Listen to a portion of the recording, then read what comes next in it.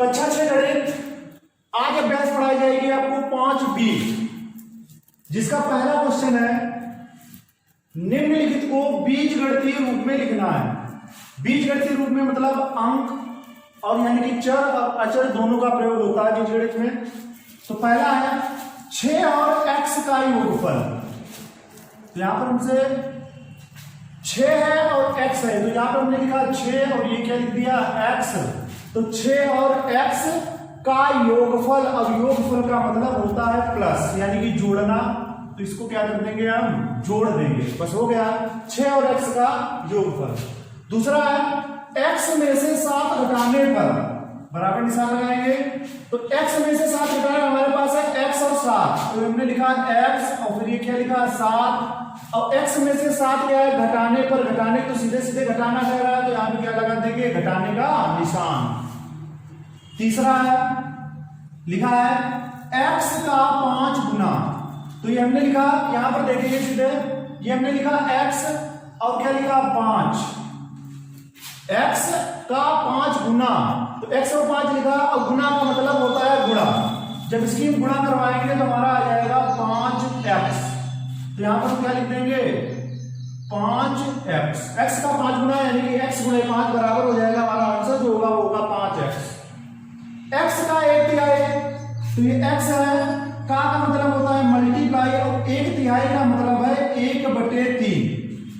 तो ये फ्रैक्शन है तो इसको भी फ्रैक्शन बनाएंगे तो नीचे क्या होगा 1। तो जो फ्रैक्शन होता है जो कटता है वो काट दिया जाता है, वो भी ऊपर का नीचे का, कुछ कटता तो है नहीं, तो ऊपर ऊपर गुणा।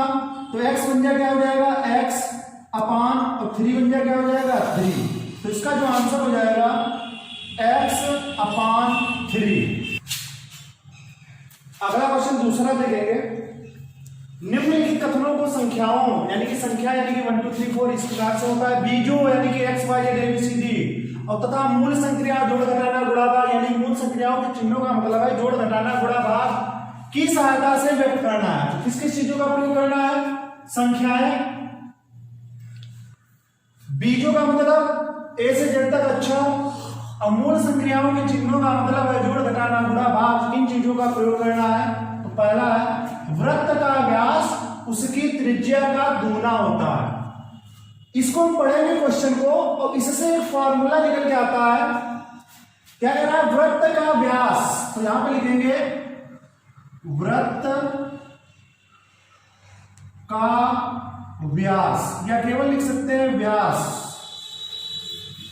तो वृत्त का व्यास बराबर उसकी त्रिज्या का दूना होता है, यानी कि त्रिज्या का दूना मतलब है 2 से गुणा होगी इसकी त्रिज्या के साथ। तो वृत्त का व्यास बराबर 2 गुणे त्रिज्या, ये हमारा फार्मूला निकल के आता है। और फार्मूले के बाद यानी कि वृत्त का व्यास बराबर 2 गुणे त्रिज्या फार्मूला हुआ। और उसके बाद अब यहां पर देखेंगे व्यास, जो व्यास दिया है व्यास का है कि मीन्स होता है, व्यास जो होता है डायमीटर मीन्स होता है व्यास। तो यहां पर हम क्या लिखेंगे d। तो d बराबर 2 इंटू यानी कि 2 गुणे त्रिज्या जो होता है, त्रिज्या होता है रेडियस, माने त्रिज्या होता है रेडियस। तो यहां पर हम क्या बना देंगे r बना देंगे। तो फार्मूला हमारा बन जाएगा d बराबर 2r। तो यहां पर देखेंगे देखते हैं संख्याएं, ये हमारे बीज यानी कि x y z, बाकी मूल संख्या यानी कि जोड़ घटाना गुणा भाग यानी कि गुणे का भी चिन्ह हुआ है तो सबका प्रयोग हुआ है। तो इस प्रकार से हम इसको लिखेंगे, फिर यहां पर दिखाएंगे कि कौन सी क्या चीज है। तो यहां पर लिखेंगे जहां d बराबर क्या है, d बराबर है व्यास या वृत्त का व्यास, d बराबर वृत्त का व्यास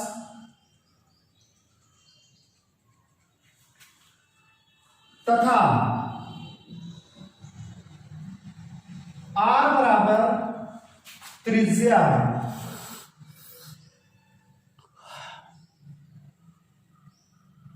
तो इसका अगला क्वेश्चन देखेंगे। क्वेश्चन 2 है, पार्ट चेंज हुआ है लेकिन पहला दूसरा पार्ट है।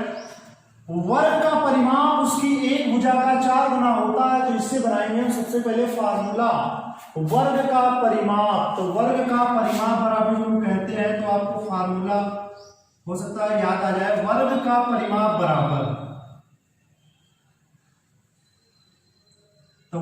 परिमाप जो होता है, वर्ग का परिमाप उसकी एक भुजा का, यानी कि जो भी होता है, जैसे ये हमारा वर्ग होता है, चार भुजाएं बराबर होती है ना, तो इसकी जो एक साइड होती है यानी कि एक भुजा का 4 गुना होता है।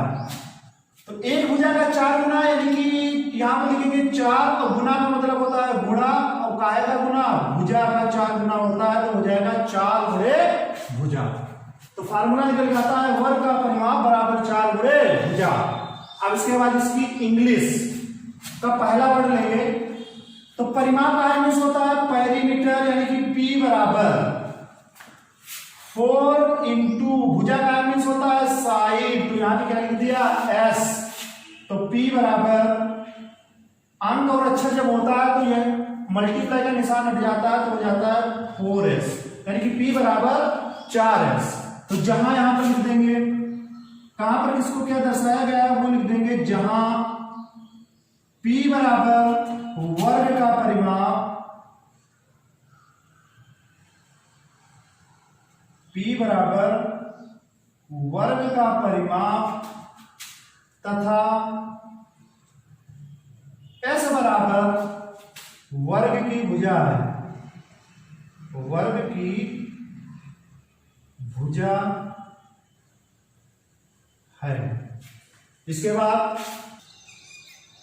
तीसरा पार्ट है आयत का क्षेत्रफल उसकी लंबाई और चौड़ाई का गुणनफल होता है, तो इससे फार्मूला क्या बनेगा, आयत का क्षेत्रफल बराबर लंबाई और चौड़ाई का क्या होता है, गुणनफल होता है। तो लंबाई और चौड़ाई का बीच में जो निशान होगा वो गुणा का होगा, तो फार्मूला होगा आयत का क्षेत्रफल बराबर लंबाई गुणे चौड़ाई। यहां पे लिखेंगे आयत का क्षेत्रफल, आयत का क्षेत्रफल बराबर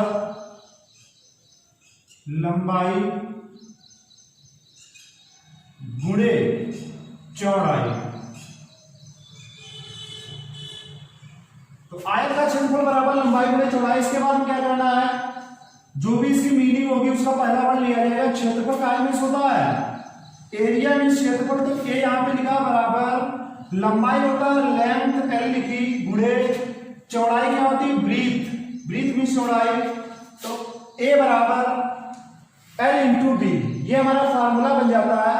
अब यहां पर प्रदर्शित करेंगे, जहां पर जो होगा, तो जहां ए बराबर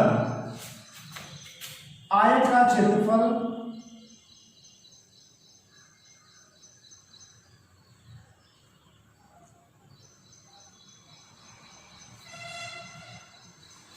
कामा एल बराबर लंबाई, लंबाई का है कि आयत की बात की गई है तो आयत की होगी, या यहां पर लिख सकते हैं एल बराबर आयत की लंबाई तथा बी बराबर चौड़ाई है।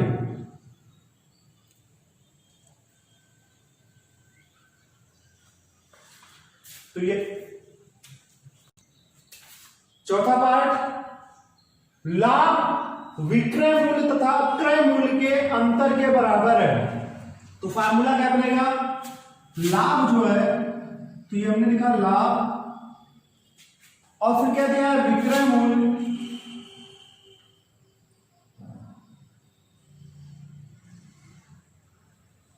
और फिर क्या दिया है क्रय मूल्य।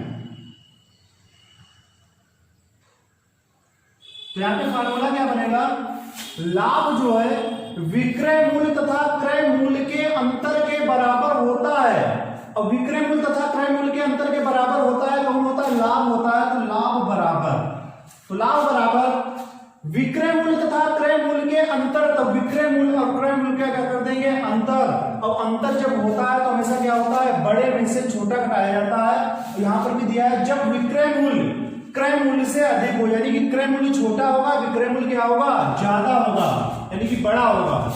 तो इस प्रकार से इसके हम इंग्लिश बनाएंगे। लाभ का मीन्स होता है प्रॉफिट, यानी कि P बराबर विक्रय मूल्य होता है हमारा सेलिंग प्राइस, सेलिंग प्राइस यानी कि SP, और माइनस क्रय मूल्य होता है कॉस्ट प्राइस, तो क्या हो जाएगा CP। तो P बराबर SP माइनस CP हमारे फार्मूले का। इसके बाद जो बीज जो हमारे बीज बन गए, अब मूल संक्रियाओं का भी प्रयोग भी हो गया, तो इसके बाद लिखेंगे जहां जो भी कुछ होगा वो लिख दिया जाएगा। तो जहां P बराबर लाभ कामा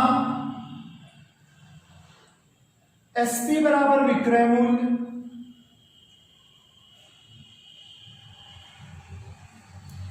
तथा CP बराबर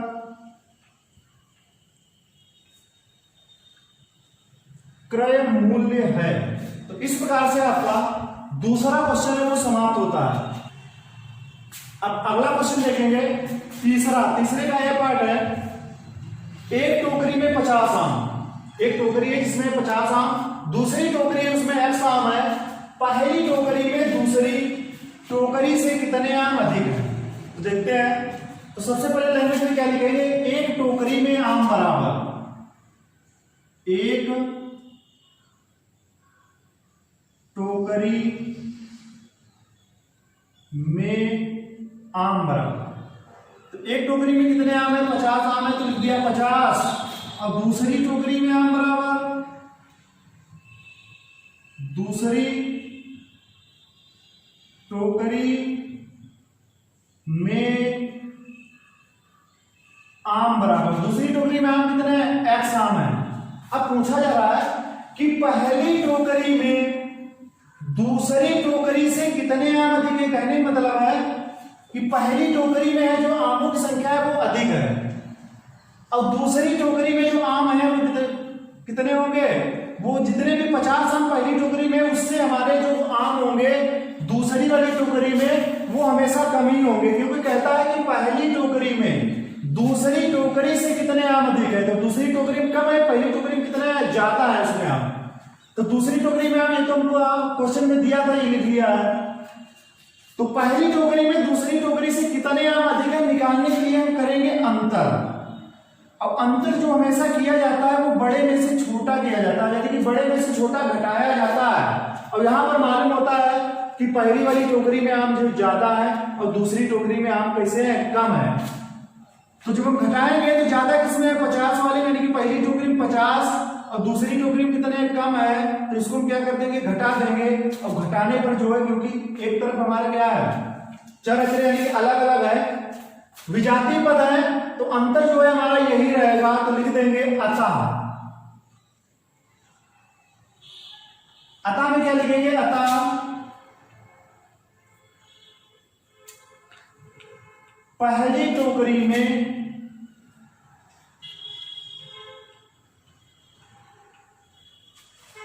दूसरी टोकरी से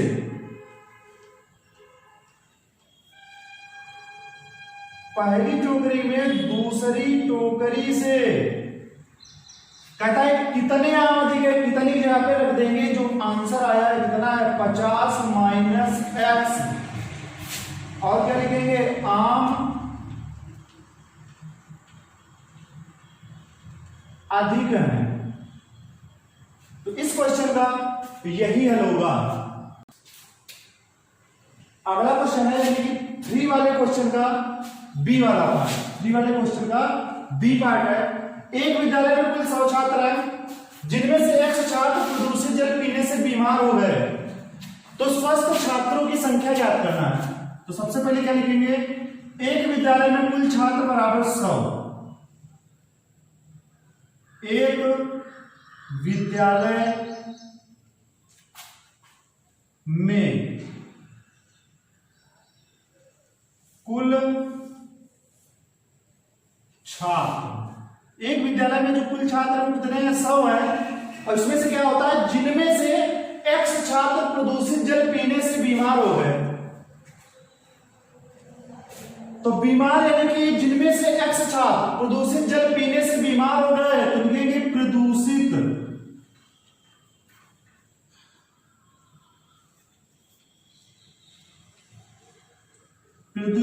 जल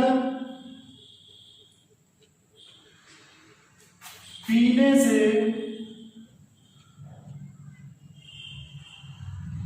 बीमार हुए छात्र बराबर। तो प्रदूषित जल पीने से बीमार हुए छात्र बराबर कितने हैं? एक्स। पूछा जा रहा है स्वस्थ छात्रों की संख्या, तो लिखेंगे स्वस्थ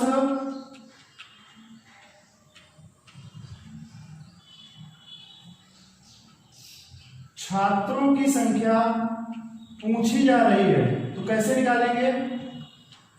जोड़ घटाना गुणा भाग क्या होगा देखेंगे। मान लीजिए विद्यालय में जो है कितने कुल छात्र जो है, कुल छात्र मान लिया 100 है, उसमें से क्या होता है प्रदूषित जल यानी पीने से, यानी कि प्रदूषित जल पीने से बीमार हुए जो छात्र हैं, प्रदूषित जल पीने से बीमार हुए छात्र ले लेते हैं यहाँ पर 20 ले लेते हैं, यानी कि गंदा पानी पीने से जो छात्र बीमार हुए कितने बीमार हुए? 20 उसमें से बीमार हुए। अब स्वस्थ वाले पूछा जा रहा है, स्वस्थ वाले क्या करना है?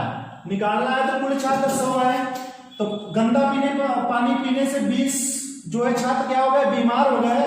तो स्वस्थ पूछना है, तो इन दोनों को जब हम घटा देंगे ना, जब घटा देंगे तो हमारे स्वस्थ छात्र निकल के आ जाएंगे, क्योंकि कुल छात्र है 100, बीमार कितने हुए थे? 20। जो बचेंगे ना तो हमारे स्वस्थ वाले ही तो बचेंगे। तो प्रदूषित जल पीने से बीमार हुए छात्र हैं, तो स्वस्थ छात्रों की संख्या, तो कुल छात्र में से, यानी कि कुल छात्र है हमारे 100, उसमें से घटा देंगे क्या? जो प्रदूषित जल पीने से बीमार हुए छात्र थे। तो स्वस्थ छात्रों की संख्या बराबर 100 माइनस एक्स। चौथा क्वेश्चन है पार्श्व चित्र में, पार्श्व का मतलब है सामने चित्र में, वो सामने चित्र दिख रहा है, पार्श्व चित्र में आयत की आसन्न भुजाएं। आयत की आसन्न भुजा का मतलब है जैसे ये हमारी भुजाएं हैं, एक ये है और इसमें जुड़ी हुई है, तो ये आसन्न भुजाएं हैं। तो आसन्न भुजाएं x मीटर तथा y मीटर है, तो ये हमारी x मीटर है और ये कौन सी है? y metre. आयत में क्या होता है? अगर ये x मीटर है तो ये भी x मीटर होगी, ये y मीटर है और ये भी y मीटर होगी, क्योंकि इसके सामने की भुजाएं जो होती हैं आयत में बराबर होती हैं। तो आयत का परिमाप लिखना है, आयत का परिमाप। तो सबसे पहले आयत का परिमाप निकालना है, तो आयत का परिमाप का फार्मूला मालूम होना चाहिए। तो आयत का परिमाप बराबर, तो आयत का परिमाप फार्मूला क्या होता है? आयत का परिमाप बराबर होता है 2 गुणे ब्रैकेट में लंबाई और प्लस चौड़ाई, और ब्रैकेट क्या हो जाता है? बंद हो जाता है। ये इसका फार्मूला होता है, अगर नहीं आता तो याद कर लेना इसको। आयत का परिमाप बराबर 2 गुणे लंबाई प्लस चौड़ाई, इसमें मान रख दिया जाएगा, हमको हमारा परिमाप निकल के आ जाएगा। तो 2 गुणे ब्रैकेट लंबाई कितनी दी गई है? लंबाई यानी कि इसमें जो लंबी भुजा होगी ना वो लंबाई होगी, तो लंबी भुजा हमारी यही तो है, क्योंकि ये दोनों भुजाएं बराबर है, तो लंबी भुजा यही हुई। तो x मीटर, यानी कि यहां पर हम क्या लिखेंगे? x प्लस चौड़ाई कितनी दी गई है? चौड़ाई जो दी गई वो y हमारी है, तो x प्लस क्या हो जाएगा? y। अब आगे क्या हम लिख देंगे? मीटर लिख देंगे, क्योंकि मीटर में दिया है ना, तो आगे लिख देंगे मीटर। तो इसको हम हल कर देंगे, तो हल क्या कैसे करेंगे? सबसे पहले ब्रैकेट वाला हल किया जाता है, तो x प्लस y यानी कि विजातीय पद है, तो ऐसे रहेंगे, तो ऐसे रहेंगे। तो उसके बाद में ब्रैकेट वाला हल नहीं होगा तो करवाएंगे मल्टीप्लाई। मल्टीप्लाई में क्या होगा? 2 गुणे x, यानी कि 2 गुणे x की गुणा जो होगी वो क्या हो जाएगी? 2x। अब आगे प्लस है तो प्लस लगा देंगे, अब 2 और y की गुणा क्या हो जाएगी? 2y। आगे क्या लिख देंगे? मीटर। तो आंसर क्या आ गया? 2x plus 2y। ये भी विजातीय पद है तो ये हल नहीं होंगे, तो यही हमारा क्या होगा? आंसर होगा। पांचवा क्वेश्चन, एक गुब्बारे का मूल्य x पैसे है, ऐसे 12 गुब्बारों का मूल्य कितना होगा? एक गुब्बारे का मूल्य x पैसे है, तो लिखेंगे यहां पर एक गुब्बारे का मूल्य बराबर, एक गुब्बारे का मूल्य बराबर x पैसे दिया, तो यहां पर हम पैसे ही लिखेंगे। तो एक गुब्बारे का मूल्य बराबर x पैसे और 12 गुब्बारों का मूल्य, तो यहां पे लिखेंगे 12 गुब्बारों का मूल्य बराबर। यहां पर हम आपको बता दें, जब कभी भी एक वस्तु का मूल्य दिया हो और और ज्यादा वस्तुओं का मूल्य पूछे तो हमेशा मल्टीप्लाई करवाते हैं। और यही कार्य जब उल्टा हो जाता है, यानी कि ज्यादा वस्तुओं का मूल्य दिया हो, जैसे यही क्वेश्चन हो कि 12 गुब्बारे का मूल्य दिया हो और 1 का पूछे तो वहां पर होता है डिवाइड। लेकिन क्वेश्चन में एक वस्तु का मूल्य दिया है और ज्यादा वस्तुओं का मूल्य पूछ रहा है, तो इसमें हम करेंगे मल्टीप्लाई। तो मल्टीप्लाई किसकी किसकी होगी? एक वस्तु के मूल्य से और जितने का पूछा जाता है उससे। तो 12 और x की मल्टीप्लाई, यानी कि 12 गुणे x पैसे, यानी कि 12 और x की मल्टीप्लाई। आगे क्या होगा? पैसे में दिया है तो आंसर भी पैसे में आएगा। तो अंक और जो हमारे अक्षर होते हैं, जैसे जब तक अगर इनकी गुणा करवाते हैं, गुणे में क्या होता है? गुणे के निशान हट जाता है तो हो जाएगा 12x पैसे। यही हमारा आंसर है। अगला क्वेश्चन है 6। कक्षा में x विद्यार्थी हैं जिनमें 1/4 बालिकाएं हैं। कक्षा में कितनी बालिकाएं हैं ये बताना है। तो सबसे पहले लिखेंगे कक्षा में विद्यार्थी बराबर है x। कक्षा में विद्यार्थी, कक्षा में विद्यार्थी बराबर कितने हैं? x है। और जिनमें से 1/4 बालिकाएं हैं। बालिकाएं बराबर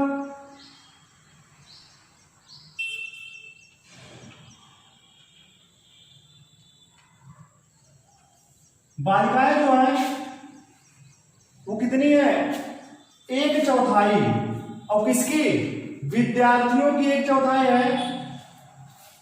तो यहां पर क्या हो जाएगा? x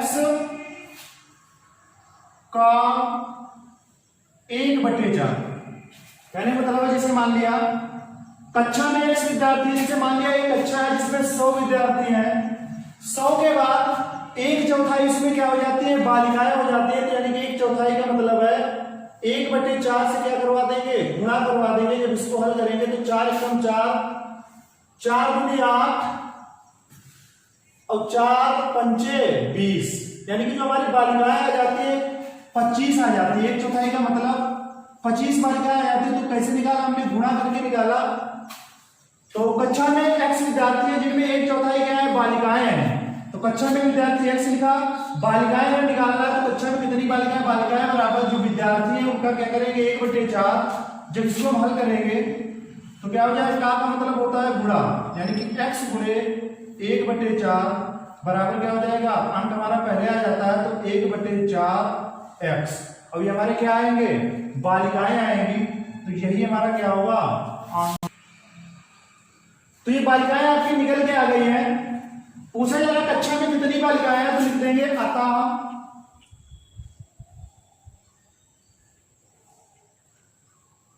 कक्षा में कितना आंसर आया है? 1/4x बालिकाएं हैं। 1/4x बालिकाएं हैं। 7वां क्वेश्चन है पार्श्वांकित चित्र में, यानी कि सामने जो चित्र दिया गया है में एक वर्ग की भुजा दी गई है सेंटीमीटर। वर्ग की जो भुजाएं दी होती हैं, जो भी अगर एक दी होगी या 2 दी होगी, 3, 4 जो भी दी होंगी सब बराबर दी होंगी, केवल उनसे एक भुजा से मतलब होता है। तो एक वर्ग की भुजा 1 सेंटीमीटर है। वर्ग का परिमाप लिखिए। तो वर्ग का परिमाप फॉर्मूला याद होना चाहिए। वर्ग का